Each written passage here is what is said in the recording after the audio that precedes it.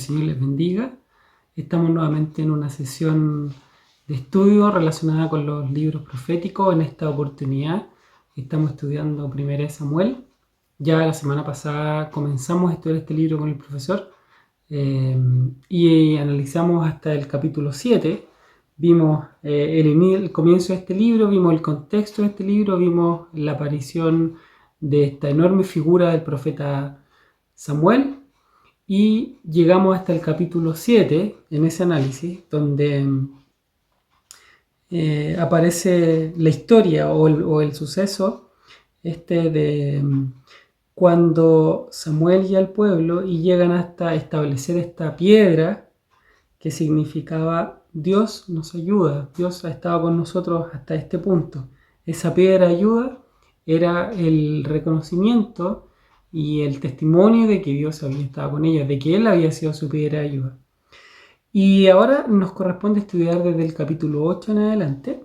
Vamos a hacer algún análisis de la aparición como tal de la monarquía. Y vamos a estudiar algunos capítulos bien interesantes, partiendo por el capítulo 8. El capítulo 8, según el análisis que estamos estudiando, viene el establecimiento ya de la monarquía propiamente tal. Y aquí ocurre algo bien interesante. Nosotros analizamos en las clases anteriores y en los libros anteriores que el pueblo de Israel no tenía rey, el pueblo de Israel no tenía una unidad como tal, sino que cada uno de ellos, como dicen palabras de jueces, hacía lo que bien le parecía. Y en el capítulo, podríamos decir que Samuel fue el último, juez que Dios levantó en Israel. Y aquí llegamos al capítulo 8 de 1 Samuel, donde el pueblo definitivamente pide un rey. Recordemos que el pueblo de Israel había estado gobernado directamente por Dios a través de los jueces. Esa era la institución que Dios había establecido. Y en este minuto lo que está haciendo el pueblo es terminar ese pacto, terminar esa forma de gobierno y ellos establecer ahora un gobierno a partir de una monarquía. Aquí es interesante entender que detrás de la solicitud, como dice el libro, había una razón política mucho más de peso, mucho más profunda. Generalmente la política trata de engañar a la gente, y aquí eso lo hemos visto desde ese tiempo hasta hoy día. Y aquí los principales varones, podríamos decir los ancianos de Israel, usaron un pretexto para pedir rey a Samuel. Si nos ponemos en el contexto, en el capítulo 8 nos dice que en el versículo 1 que habiendo Samuel envejecido, puso por jueces sobre Israel a sus hijos. Entonces ahí es el contexto, Samuel había envejecido. Y el versículo 3 nos dice que los hijos, pero no anduvieron los hijos por los caminos de sus padres, antes se volvieron tras la avaricia, dejándose sobornar, pervirtiendo el derecho. Entonces ese es el contexto. Samuel estaba viejo, puso a sus hijos como jueces sobre Israel, y ellos no anduvieron en el camino de Samuel y pervirtieron el derecho. Esto les dio el pretexto a los ancianos y a los principales para ir y hacer una solicitud. Versículo 5. Versículo 4 y 5 dice: entonces todos los ancianos de Israel se juntaron y vinieron a Ramá para ver a Samuel. Versículo 5. Y le dijeron: aquí tú has envejecido y tus hijos no andan en tus caminos, por tanto constitúyenos ahora un rey que nos juzgue. Y aquí viene la palabra clave de este capítulo: como tienen todas las naciones. Si ustedes se van al versículo 20 de este mismo capítulo, dice: y nosotros seremos también como todas las naciones. Y nuestro rey nos gobernará y saldrá delante de nosotros y hará nuestra guerra, como todas las naciones. Entonces el pueblo de Israel, los ancianos usaron este pretexto de que los hijos de Samuel no andaban en los caminos de Samuel y utilizaron como pretexto esta condición para pedirle rey a Samuel. Entonces estamos en esta problemática. Y el pretexto es que los hijos de Samuel no habían andado en los caminos de Dios, no habían andado en los caminos de Samuel, Pero la razón de fondo es que ellos querían lo que había debajo de esta capa superficial, que era la condición de los hijos de Samuel. Lo que había debajo de eso, lo que los políticos de ese tiempo, lo que los ancianos, los principales de ese tiempo realmente querían hacer, era ser como todas las naciones, pervirtiendo precisamente la ordenanza de Dios de que ellos tenían que ser un pueblo distinto a todas las naciones. Ahora los principales de Israel quieren ser precisamente como todas las naciones. Y en ese contexto es que ellos llegan y le piden un rey a Samuel para que para que este rey los sacara a la guerra, para que este rey los gobernara. Y Samuel les dice que este rey va a hacer algunas cosas que ellos no querían. Iban a tener que pagar impuestos, iban a tener que pagarle de sus primicias, iban a tener que pagarle o presentarle a sus hijos para formar ejército, a sus hijas para que fueran a ser doncellas al palacio del rey. Entonces les da todas las contraindicaciones que tenía su solicitud. Y además les dice, Jehová no responderá, versículo 18. El día que haya rey sobre nosotros, Jehová nos responderá. Y el versículo 20 ellos dicen, nosotros también seremos como todas las naciones. Bueno, estas palabras no fueron bien tomadas por Samuel. Evidentemente él se sintió interpelado, se sintió desplazado. Él como persona fue a Dios, oró a Jehová. Y Jehová les dijo, dale lo que ellos te piden. Es decir, dale un rey.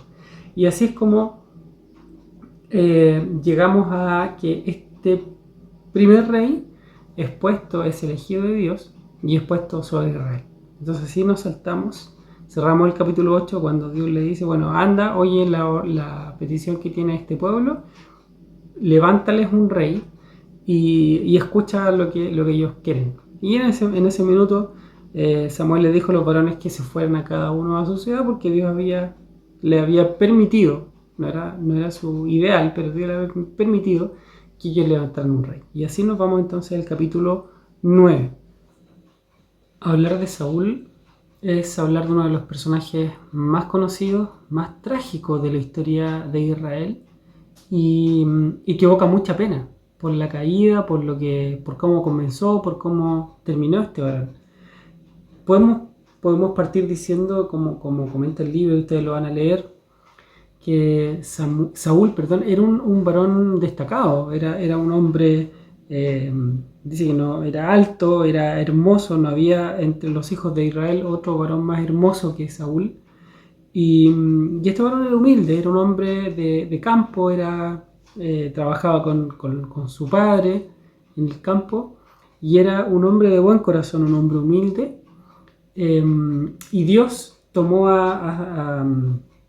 a Samuel y lo constituyó por rey. La escena, el cómo ocurrió esto, es bastante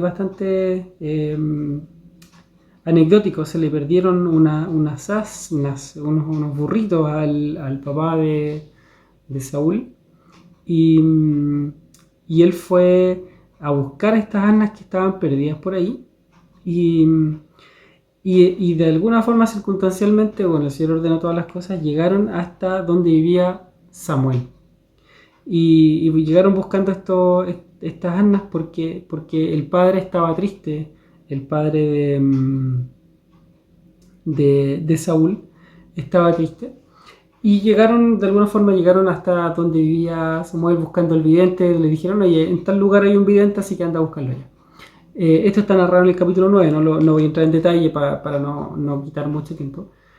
Pero está narrado que Saúl fue a buscar sus asnas, fue a preguntar al vidente y Dios, el vidente era evidentemente Samuel, y Dios ya le había hablado a Samuel, ya le había revelado que el varón que iba a llegar preguntando por las asnas iba a ser el siguiente rey o el primer rey de Israel. Entonces ya estaba preparado. Y este hombre era imponente, era importante, era un hombre de buen corazón, como les decía. Su comienzo fue bueno, fue elegido por Dios. De hecho, fue Dios quien lo puso ahí en en ese lugar de preeminencia, teniendo la honra de ser el primer rey de Israel. En lo personal yo trato de no... Tengo sentimientos encontrados con este varón, me cae bien. Saúl es un hombre que comenzó bien, más allá de lo trágico de su historia, un hombre que comenzó bien, que fue elegido por Dios. Y Dios lo seleccionó para que él fuera el primer rey de Israel. Y Samuel unge a Saúl. Aquí hay un texto, un párrafo en el libro que dice que el ungimiento, la unción de Saúl tiene un especial simbolismo profético, porque sobre él se derramó aceite, pensando que él era literalmente ungido de Jehová. En el capítulo 10, en el versículo 1 dice: entonces Samuel tomando entonces Samuel una redoma de aceite, la derramó sobre su cabeza y lo besó, y le dijo: ¿no te ha ungido Jehová por príncipe sobre el pueblo, sobre su pueblo Israel? Bueno, Jehová mandó a Samuel a que, como parte del ritual de la formación, de la coronación de un rey, lo ungiera con aceite. Aquí lo unge y él le dice que ahora a continuación le da tres señales.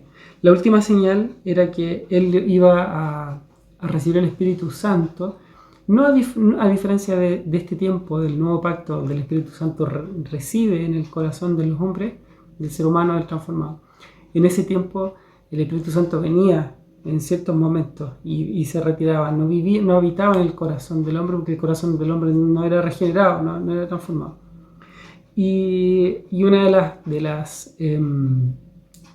las señales que Dios le da es que él iba a recibir el Espíritu Santo. Bueno, y él recibió el Espíritu Santo, y en particular dice que cuando él recibe el Espíritu Santo, Dios le mudó el corazón, Dios le transformó el corazón. Dios capacita al hombre cuando quiere usarlo.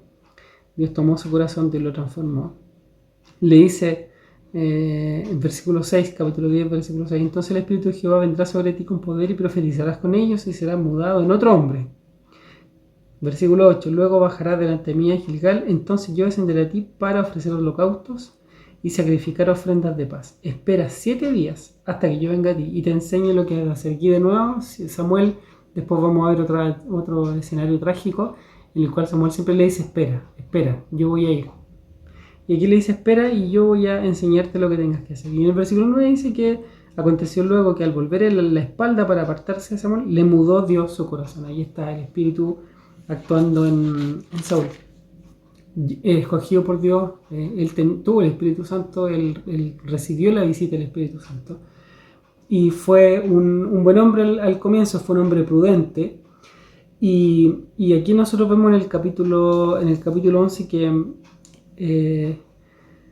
o al final del capítulo 10, versículo 17, que no toda la gente aceptó y estuvo de acuerdo y estuvo contenta con la llamada de Saúl, sino que algunos, en el versículo 27 dice: pero algunos perversos dijeron: ¿cómo nos ha de salvar este? Y le tuvieron en poco, y no le trajeron ningún presente al nuevo rey, pero él prudentemente lo disimuló. Como tenía el Espíritu Santo, él no le dio intención, no le tomó atención a eso. Bueno, y después comienzan los problemas. Saúl no comenzó a tomar su cargo inmediatamente, sino que él volvió a su trabajo antiguo ahí en el campo con su padre, pero ocurrió una situación con los amonitas, y el rey Naas, un amonita, acampó contra la gente de Jabes y les dijo, y los de Jabes le dijeron a Naas: haz alianza con nosotros y te serviremos. Por temor, porque no tenían la capacidad para atacar, para defenderse. Y también tenemos que entender que el pueblo, esta había sido la condición permanente durante el periodo de los jueces. Ya llevaban algo así, como comentábamos en la aventura, como 300 años, en los cuales la política de las tribus en ese tiempo era rendirse, era negociar y transar lo que hubiera que transar con tal de tener paz. Por eso Dios le había dicho que no tenían que dejar a nadie. Bueno, el pueblo dejó gente y eso jugó en contra de ellos. En este minuto estamos viendo que ellos estaban ejerciendo la política de siempre. ¿Y cuál es la política de siempre? Negociar, transar y aceptar las condiciones que los filisteos, que los pueblos del alrededor, en este caso los amonitas, les establecieron. Y aquí les establecieron una condición muy dura, Y le dicen, bueno, nosotros vamos a hacer alianza con ustedes siempre y cuando todo Israel se saque el ojo derecho. Fíjense lo que le estaban pidiendo, que se sacaran el ojo derecho con tal de hacer alianza con ellos. Bueno, los hombres de Jabes evidentemente se entraron en pánico, se asustaron y esto llegó a oído de Saúl. Y en el versículo 5, capítulo 11, versículo 5 dice: y aquí Saúl, que venía del campo tras los bueyes, porque él había vuelto a su trabajo anterior, no había tomado el cargo inmediatamente, dijo: ¿qué tiene el pueblo que llora? Y le comentaron las palabras de los hombres de Jabes. Entonces, al oír estas palabras, versículo 6, el Espíritu de Dios vino sobre él con poder, y él se encendió en ira en gran manera. Entonces aquí el Espíritu Santo está actuando nuevamente con Saúl, y sintió ira. Evidentemente él se indignó con la propuesta de alianza que le había hecho este rey Naas, amonita, a los de Jabes. Y él dice que corta un buey y lo manda con algunos mensajeros a que se paseen por el reino con ese buey, y le dice: bueno, los que no salgan a la guerra contra los amonitas van a ser, o los bueyes de las personas que no salgan van a ser trozados como estos bueyes. Y eso llenó de miedo a la gente de Israel, y salieron, de tal forma que salieron como una persona a hacer batalla. Y aquí nos cuenta un poco la estrategia. No vamos a entrar en detalle en cada punto, o en cada detalle, pero dice que Saúl dividió al pueblo en 3 compañías para ir a la batalla. Y Dios le dio la victoria. Dice en el versículo 11 que aconteció al día siguiente dispuso Saúl al pueblo en 3 compañías, y entraron en medio del campamento a la vigilia de la mañana e hirieron a los amonitas hasta que el día calentó, y los que quedaron fueron dispersos de tal manera que no quedaron 2 de ellos juntos. Aquí hay una victoria aplastante de Saúl, y esto le da el respaldo en su primera victoria, en su primera guerra, en su primera lucha o batalla contra los pueblos alrededor. Dios le dio una victoria aplastante. Y Saúl fue un hombre ecuánime, fue prudente. Y se acuerdan que ustedes en el versículo 27 leímos que había gente que dijo: bueno, ¿y cómo nos va a poder salvar este? Ahora, si nosotros leemos el 11-12, el pueblo entonces dijo a Samuel: ¿quiénes son los que decían: ha de reinar Saúl sobre nosotros? Que eran los, haciendo referencia al versículo 27. Danos esos hombres y los mataremos. Y ahora Saúl era rey, y él podía evidentemente haber dicho: bueno, sí, tráigalos para acá y los matamos, porque hablaron contra el rey, contra el ungido. Pero Saúl no hace eso. Saúl es prudente, Saúl es político también, y él perdona. Y él dice en el versículo 13, Saúl dijo: no morirá hoy ninguno, porque hoy Jehová ha dado salvación en Israel. Más Samuel dijo al pueblo: venid. Y esto llevó a que Samuel generara una nueva ceremonia de ungimiento. Entonces ahí Samuel dice: vamos a Gilgal para que renovemos el reino. Y todo el pueblo, fue todo el pueblo a Gilgal, e invistieron allí a Saúl por rey delante de Jehová en Gilgal. Y sacrificaron allí ofrendas de paz delante de Jehová, y se alegraron mucho allí Saúl y todos los de Israel. Entonces aquí vemos cómo Dios está ungiendo. Ya en el capítulo 10, Samuel había ungido a Saúl. Si retrocedemos, quiero abrir un paréntesis, si retrocedemos hasta el versículo 25 del capítulo 10, dice que aquí hay una pequeña constitución política de ese tiempo. Samuel recitó al pueblo las leyes del reino y las escribió en un libro, el cual guardó delante de Jehová. Aquí escribió todos los requerimientos y todas las leyes y todas las normativas que el pueblo debía respetar. Las guardó en un libro. Y ahora vemos que en el capítulo 11 nuevamente hay una ceremonia pública en Gilgal, donde Samuel unge al rey Saúl, y ya con toda propiedad, habiéndole Dios dado una victoria a través del Espíritu Santo sobre los amonitas, Saúl es ungido con toda propiedad como el primer rey de Israel delante de todo el pueblo, comenzando un periodo que aparentemente pintaba para bien. De hecho comenzó bien, pero de aquí en adelante vamos a ver cómo fue el desenlace de esta situación.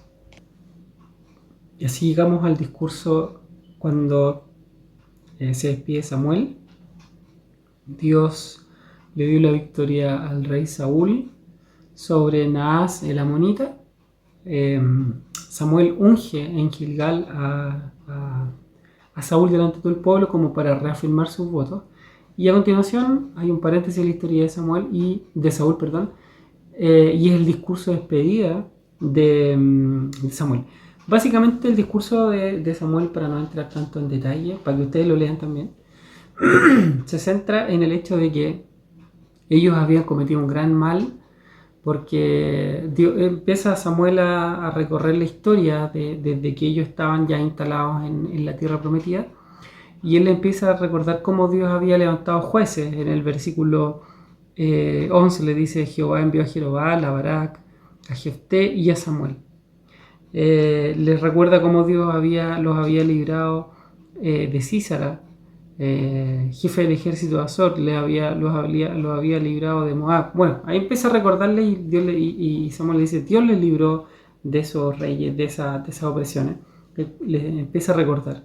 Y le dice: pero ahora, en el versículo 12, cuando ustedes estaban siendo oprimidos por Naas, rey de Moab, les dice, rey de los hijos de Amón, dice, ya no fueron contra Dios, sino que ahora ustedes fueron contra su rey.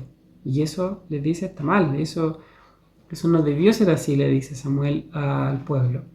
Sin embargo, les dice: ahora ustedes, si temen a Dios y le sirven, harán bien, témanle y sírvanle, porque si no lo hacen, si lo hacen mal, Dios los va a castigar a ustedes y a su rey.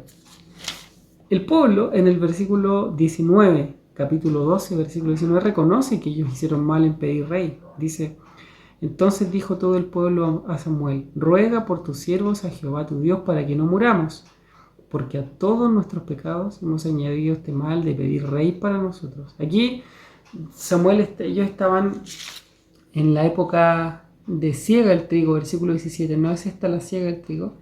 Y aquí Samuel ahora Dios pide que mande una tormenta, Dios manda una tormenta, trueno, un relámpago, qué sé yo, una tempestad, y el pueblo tiene temor delante de Dios, porque el clima reaccionó a la oración de Samuel. Entonces el pueblo tiene temor, y es por eso que ellos claman y se quejan y se lamentan y dicen: bueno, nosotros añadimos todos estos pecados y ahora añadimos el pecado de pedir un rey sobre nosotros.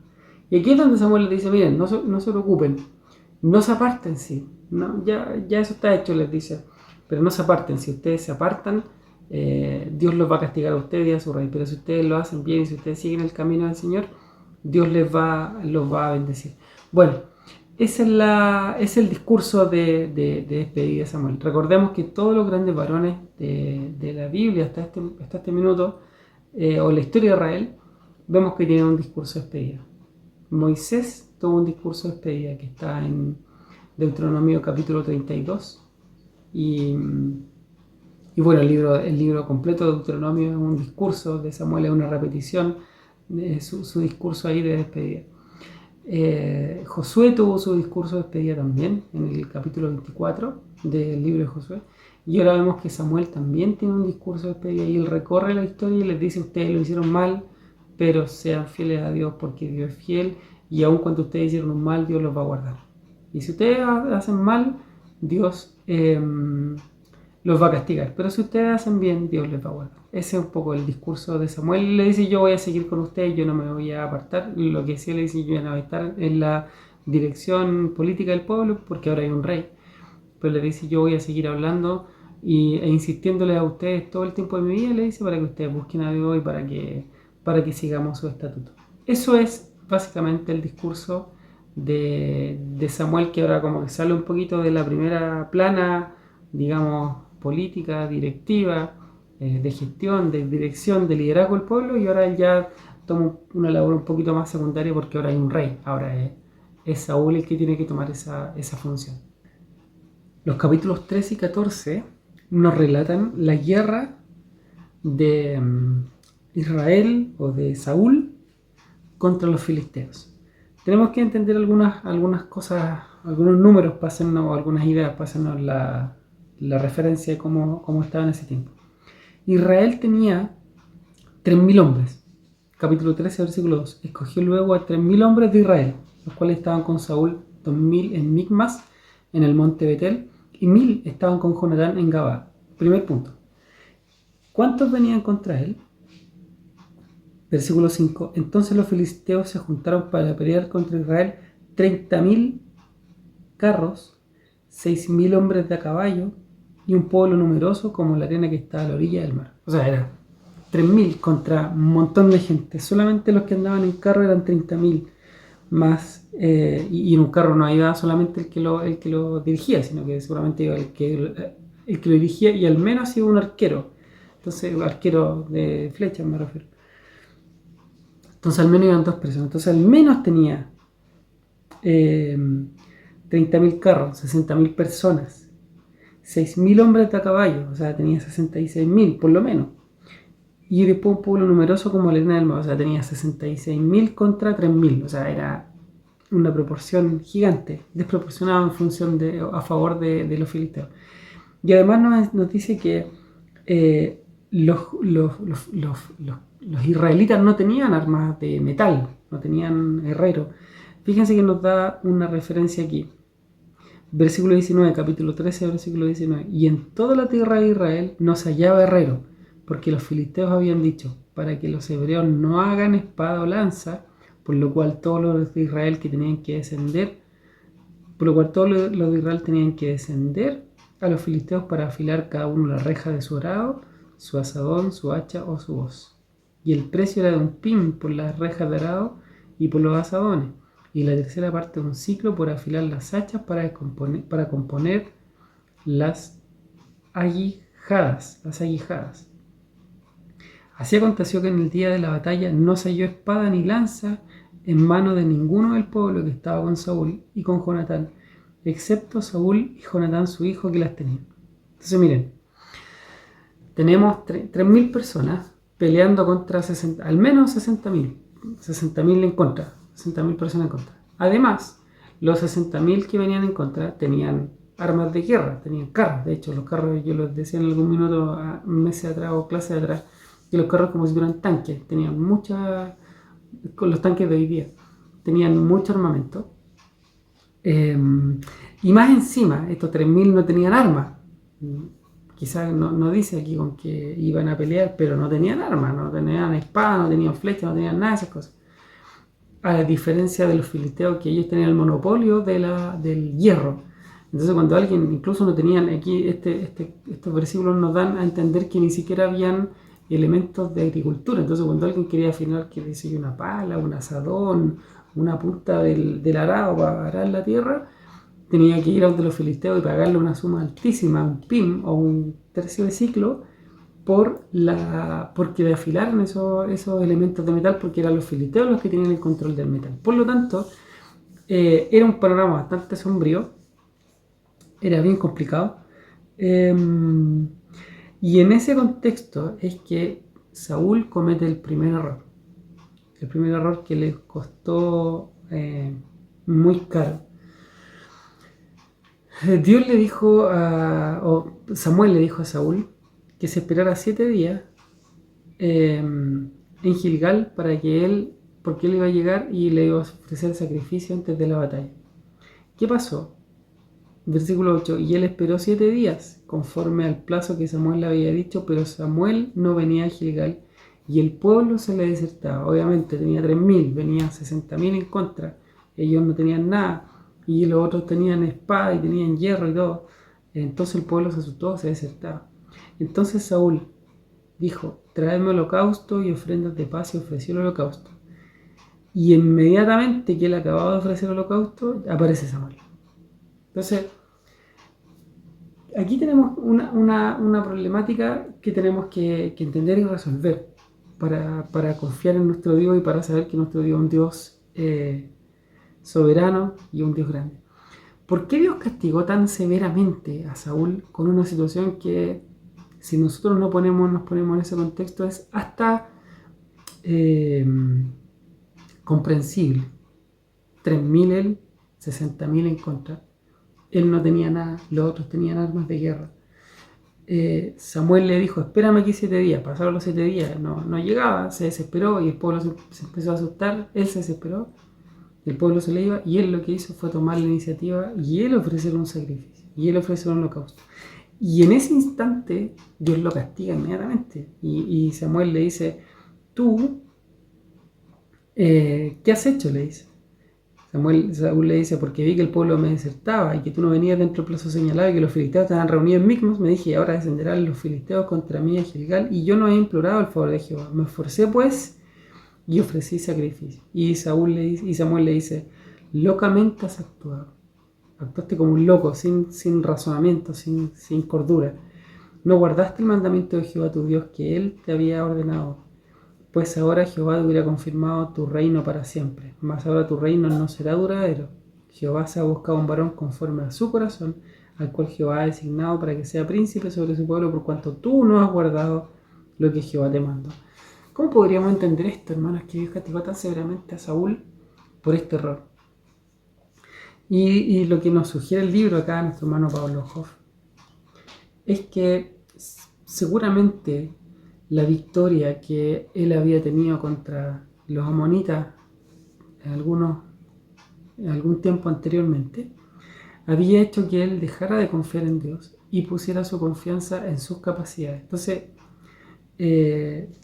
seguramente él vio que el pueblo lo estaba desertando y él dijo, bueno, yo soy hábil, yo ya he ganado batallas, yo conozco cómo poder hacer esto. Sin embargo, en la época o en el episodio de la batalla contra los amonitas, tenemos que entender que el Espíritu Santo estaba sobre él. Acá fue distinto porque acá él se abrogó un derecho y una responsabilidad que él no tenía. Entonces, ¿qué podemos concluir acá? Que él estaba confiando en sus propias fuerzas. Y eso es fatal cuando nosotros empezamos a confiar en nuestras propias fuerzas.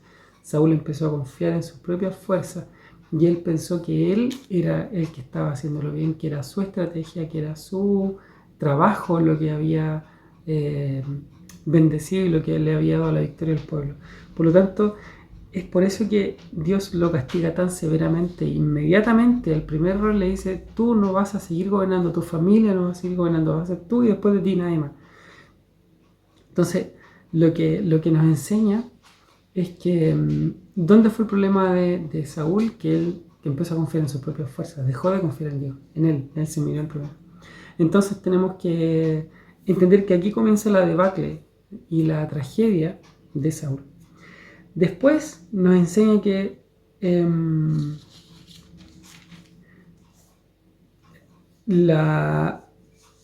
hay una actitud muy temeraria de Jonatán con su escudero y ellos van y se introducen en medio del campamento de los filisteos y dejan una mortandad muy grande. Empiezan los filisteos a desesperarse, ven cómo estos dos hombres hacen una mortandad muy grande, gigante, y viendo esto, lo que hace Saúl aquí genera una controversia, ya estaba medio turbado. Entonces aquí en lugar de mandar al pueblo que se preparara para la batalla, lo que hace Saúl es mandarlo a ayunar. Es raro, están en medio de la guerra, necesitan fuerza, necesitan recobrar fuerza, y él los manda a ayunar y le dice, el que rompa esto va a ser muerto. Entonces, como Jonatán y su ayudante habían ido al campamento, no habían escuchado esto. Entonces, cuando llegan de vuelta, se encuentran con que estaba esta absurda, podríamos decirlo así, esta absurda normativa, esta absurda norma, ordenanza que le había dicho el rey. Y en el 28 le dicen, capítulo 14, versículo 28, tu padre ha hecho jurar solemnemente al pueblo diciendo, maldito sea el hombre que tome hoy alimento, y el pueblo desfallecía, obviamente. Y respondió Jonatán, mi padre ha turbado el país. Ved ahora cómo han sido aclarados mis ojos por haber gustado un poco de esta miel. ¿Cuánto más si el pueblo hubiera comido libremente hoy del botín tomado de sus enemigos? ¿No se habría hecho ahora un mayor estrago entre los filisteos? Entonces aquí vemos como Jonatán, él por sentido común y viendo la lógica de la guerra, él dice, pero si es evidente que hay que comer, es evidente que habríamos hecho una mayor mortandad y habríamos tenido mejor resultado si hubiéramos tenido fuerza, si hubiéramos recobrado fuerza comiendo. Que esto está mal, mi padre le dice, el rey ha turbado al pueblo. Bueno, cuando Saúl se enteró de esto, él dijo, ya, ¿quién comió esto? Fue o quien comió o quien rompió la ordenanza fue Jonatán. Entonces él quería matar a Jonatán. Fíjense lo turbado que ya estaba. Saúl ya era otra persona, ya no era aquel hombre prudente, aquel hombre con un corazón humilde delante del Señor, sino que ahora él va y él, su palabra está por sobre la ley de Dios, su palabra está por sobre el sentido común, su palabra está por sobre lo que corresponde a la guerra. Su palabra, él se puso por sobre la ordenanza de Dios, porque Dios a través de Samuel le dijo, espérame aquí y yo voy a llegar a hacer el sacrificio. Él no esperó, sino que él lo hizo.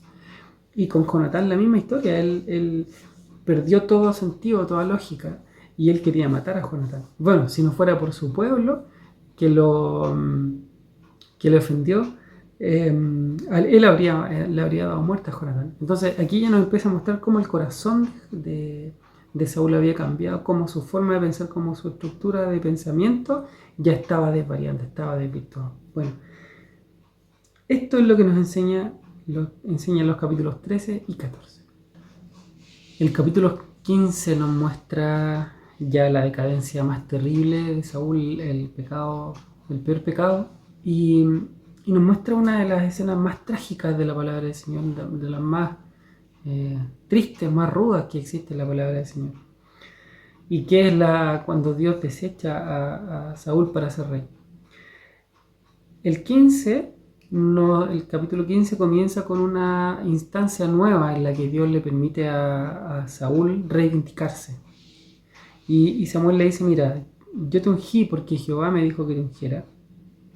Ahora escúchame, le dice, yo castigaré lo que hizo Amalek a Israel al oponerse en el camino cuando subía de Egipto. ¿Se acuerdan cuando venía por Amalek, por el desierto? Y Dios le dijo a Moisés que le pidiera permiso, que le avisara a Amalek que solamente iban a sacar agua y le iban a devolver.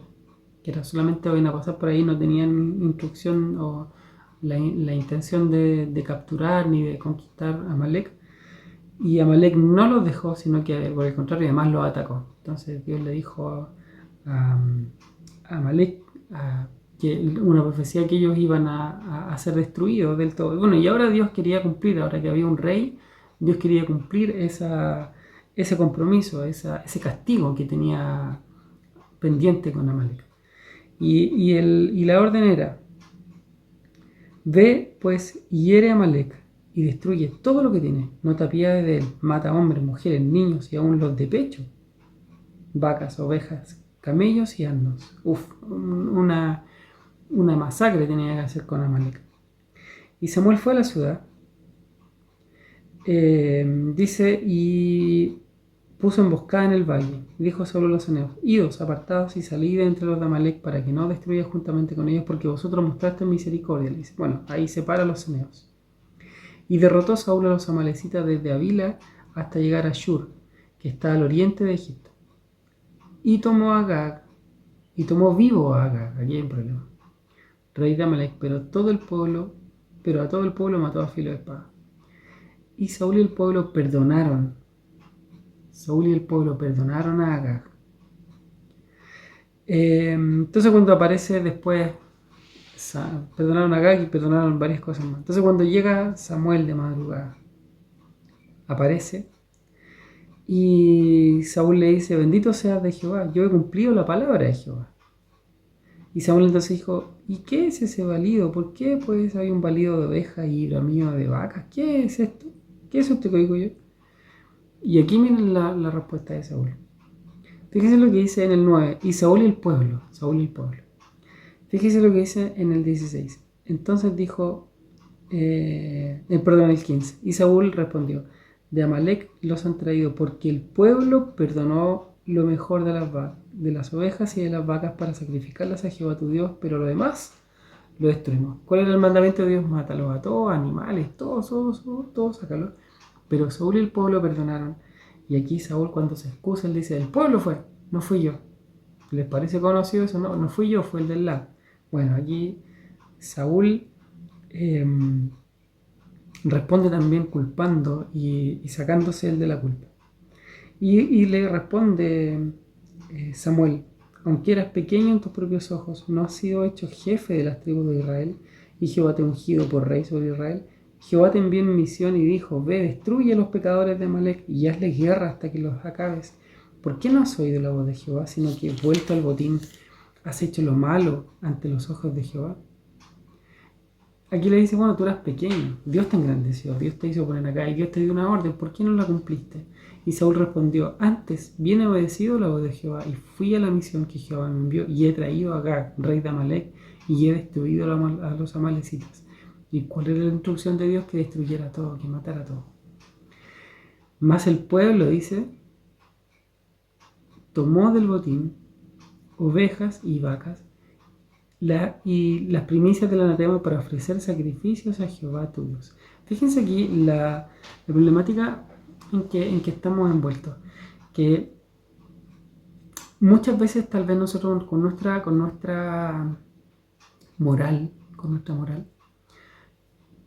pretendemos juzgar este tipo de actividad y seguramente el pueblo o el mismo Saúl dijo, bueno, voy a dejar esto, voy a dejar esta vaca porque qué crueldad sería matar a toda esta gente. Entonces Dios o lo que hacen estos varones es corregir un poco lo que Dios había, el mandamiento de Dios, porque era muy cruel, seguramente les pareció cruel matar a esta gente.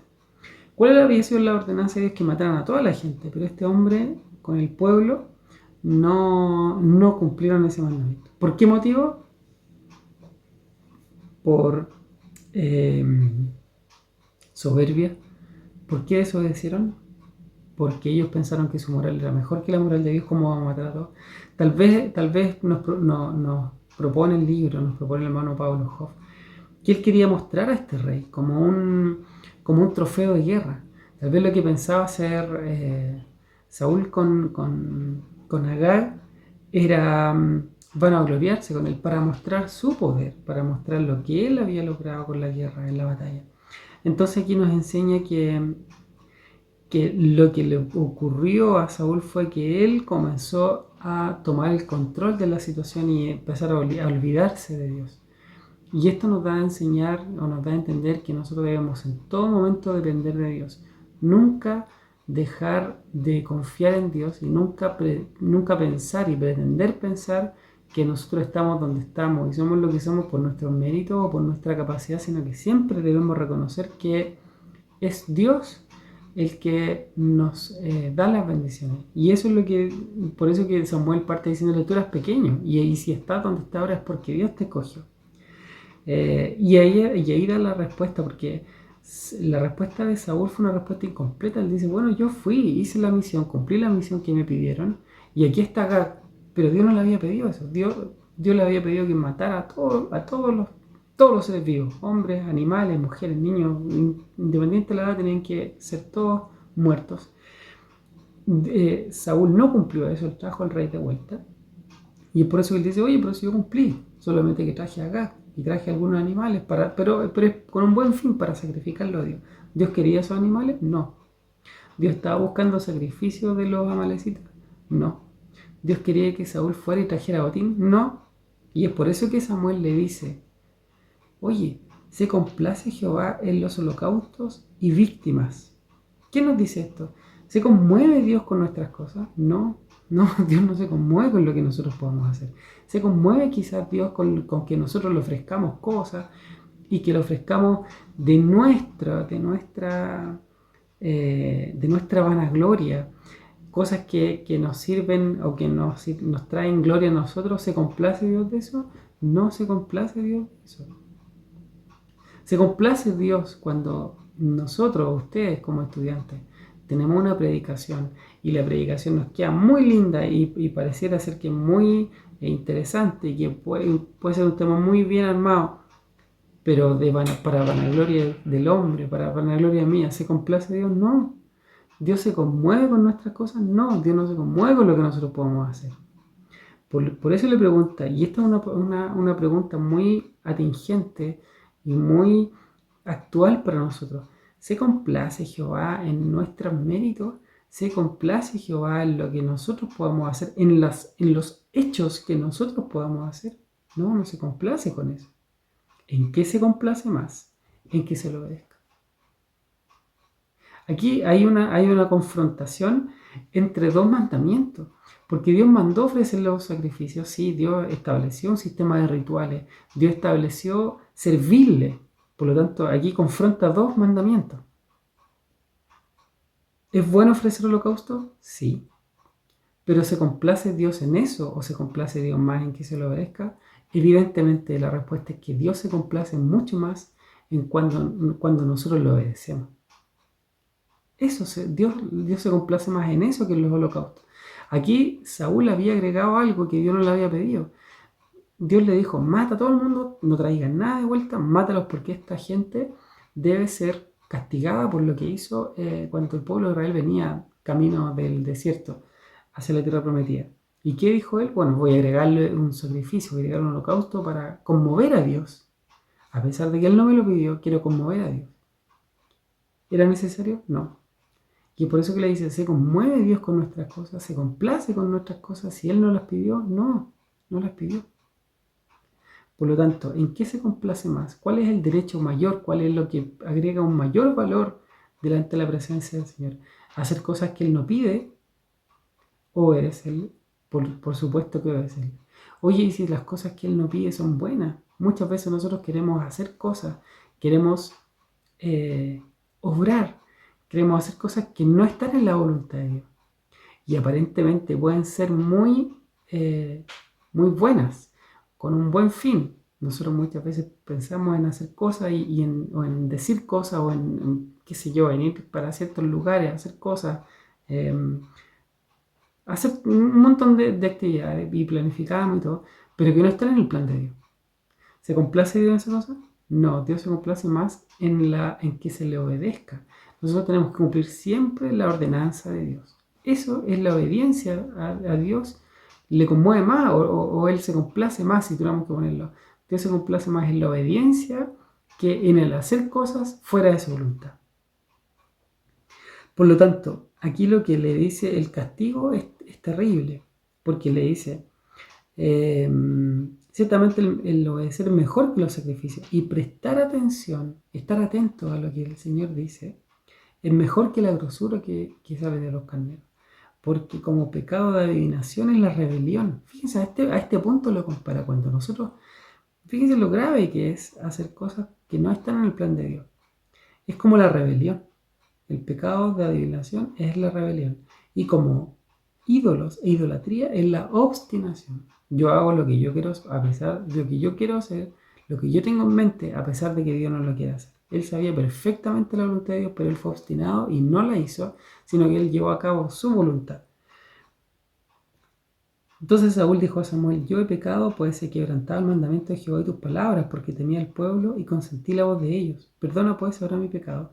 Vuelve conmigo para que adore a Jehová. Y Samuel dijo, no volveré contigo porque desechaste la palabra de Jehová y Jehová te ha desechado para que no seas rey.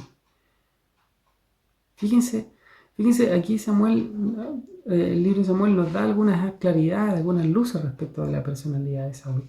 Era un hombre que se dejaba o que tenía muy en importancia la palabra del pueblo. Era un hombre a quien le importaba mucho la palabra del pueblo. Y tal vez le importaba más la palabra del pueblo que la palabra de Dios. Le importaba más tener un apoyo popular, un apoyo del pueblo, más que el apoyo de Dios. Más que obedecer la palabra, ¿cierto? Entonces por eso que él dice, pucha, vi al pueblo. Anteriormente, en el otro error, él dice, yo vi que el pueblo me desertaba. De nuevo mirando al pueblo y no miro a Dios. Aquí como rey él también comete este error. Él dice, pucha, el pueblo ahora no me va a escuchar. Entonces vi que el pueblo quiso hacerlo. Entonces aquí siempre se está excusando en ese argumento, en el pueblo. Y es por eso que él como quería tener la popularidad del pueblo, y él como su ego había crecido tanto producto de las batallas, producto de las cosas que él había hecho, de lo bien que él había hecho. De hecho, si nosotros leemos el 14:47, dice, después de haber tomado posesión del reinado de Israel, Saúl hizo la guerra a todos sus enemigos en derredor, contra Moab, contra los hijos de Amón, contra Edom, contra los reyes de Soba y contra los filisteos, y a donde quiera que se volvía, era vencedor. Le había ido bien, era un buen estratega, había ganado un montón de batallas. Pero eso había hecho que su corazón se engrosara y ahora él se abrogaba y seguramente le estaba convencido que era un buen estratega y eso le daba la popularidad al pueblo. Y eso fue lo que hizo que Dios lo castigara con el castigo más terrible. Él, precisamente, que buscaba la popularidad del pueblo, que quería el pueblo. De hecho, abro un paréntesis, cuando aparece David, algunos capítulos más adelante, a él lo que más le duele es que la gente grita: Saúl mató a sus miles, pero David mató a sus 10.000. ¿Qué es lo que perdió él? El popular del pueblo, la opinión, el apoyo popular, el voto popular, qué sé yo, ahora que estamos en época de elecciones. Perdió lo que él quería, era su ego, su política, el ser el libertador, el tener un nombre entre el pueblo. Eso es lo que había perdido. Y es por eso que Dios lo castiga con lo más terrible, y es que Él lo desecha como rey. Él que estaba tan arraigado al poder, él que estaba tan arraigado a la opinión popular, él que estaba tan arraigado al poder político, él que que estaba dispuesto a hacer cualquier cosa, incluso pecar, incluso desobedecer a Dios con tal de tener el apoyo del pueblo. El que cayó en ese punto, el castigo era: Dios te quita eso que más quieres, a eso que más tú amas, Dios te lo quita. Y ahora tú ya no vas a ser más rey sobre Israel. Dios te desechó para ser rey porque tú te metiste en tu corazón el cargo de rey. Tú amaste tanto el cargo de rey que ahora Dios tiene que sacarte de ahí, porque tu corazón ya no es como el corazón que Dios necesita para esto. Tú no tienes que amar el cargo, tú tienes que amar a Dios. ¿Y qué es lo que le había pasado a Saúl? Que le había empezado a amar más el cargo. Le gustaba el apoyo, le gustaban las loas, los vítores, los aplausos del pueblo. Y cuando eso se iba, cuando él empezaba a perder el apoyo popular, el apoyo del pueblo, ¿qué es lo que hacía? No dudaba en pecar, no dudaba en desobedecer la orden de Dios. Ese fue el problema de Saúl. Eso fue lo que él lo llevó a su fracaso. Y es por eso que aquello que más amaba, el poder político, la influencia de ser el rey, de tener el apoyo del pueblo, de que todos lo adularan, de que todos lo respetaran, de que todos fueran con él, y eso le llevaba a hacer cosas hasta ilógicas, como en el caso anterior él dijo: yo soy el rey y aquí nadie come. Bueno, eso que fue medio ilógico es porque él se sentía ya como un hombre con poder, un hombre empoderado, un hombre que tenía el control del pueblo, que tenía el control. Él sabía que si él decía una palabra el pueblo lo decía, porque él ya tenía el control y había tenido buena respuesta del pueblo, porque él había hecho buenas campañas. Eso precisamente es lo que Dios le quita. Y eso es lo que ocurre en el capítulo 15. Dios le quita, aquí Dios lo desecha, aquí, bueno, no nos da el tiempo, pero Dios lo desecha, fíjense, para ser rey. Dios lo desecha para ser rey. Esa es una frase importante. Bueno, y después viene la última, como cierra este capítulo, que Samuel viene y él pide el cuerpo o pide que venga Agag. Agag viene alegremente, él dice: ya pasó lo peor. Bueno, y Samuel viene y lo corta en pedacitos. Y es algo casi macabro, si se quiere. Pero así es como hay que comportarse con el pecado hoy día. Finalmente cierra con una frase muy triste: nunca más vio Samuel a Saúl en toda su vida, y Samuel lloraba a Saúl, y Jehová se arrepentía de haber puesto a Saúl por rey sobre Israel. Nunca más Samuel vio a Saúl, a pesar de que lo amaba mucho y lloraba mucho por él. Bueno, eso es cuando nosotros nos guardamos en nuestro corazón lo que no corresponde, y cuando colocamos el ego por encima de cumplir los mandamientos de Dios. Eso es como cierra esta clase, esta primera o esta segunda parte del libro, porque ahora ya viene la historia, aparece otro personaje importantísimo, tal vez de lo más importante de la historia de Israel, un personaje fantástico, un personaje carismático, un personaje que presenta un montón de matices, como es el rey David. Eso lo vamos a comenzar a ver en la próxima clase. Así es que yo me despido hasta ahora. Ha sido un gusto compartir con ustedes. Espero que esta clase sirva de bendición y nos estamos viendo en una siguiente clase. Señor les bendiga.